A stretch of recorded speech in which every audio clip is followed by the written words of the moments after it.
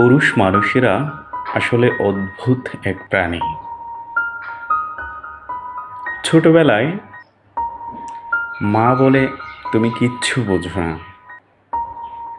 বিয়ের পরে বউ বলে তুমি কিচ্ছু বোঝো না, বাচ্চা কাচ্চা হওয়ার পরে বাচ্চারাই বলে আব্বু তুমি কিচ্ছু বোঝো না। পুরুষ মানুষ নিজেই জানে না তার বোঝার বয়সটা কত বছরে, তার বোঝার বয়সটা কখন, সে নিজেই ভুলে যায়। কারোর সাথে রাগ করে সে মেয়েদের মতো বাপের বাড়ি যেতে পারে না। পুরুষ মানুষেরা খুব অদ্ভুত প্রাণী। পুরুষ মানুষেরা সারা জীবন শুধু শিখতেই থাকে।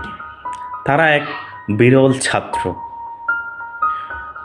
বউয়ের কাছে গেলে মা বলে বউ শিখিয়ে দিয়েছে এই কথাটা, আর মায়ের কাছে গেলে মা বলে বউ শিখিয়ে দিয়েছে কথাটা। কার কাছে যাবে, যেখানে যাবে সেখানেই শিখিয়ে দে। তাহলে তার কি শেখার বয়স নাই? আসলে পুরুষ জাতি মানে এক অদ্ভুত নিরীহ জাতি। আল্লাহ সব পুরুষ জাতিকে হেফাজত করুক।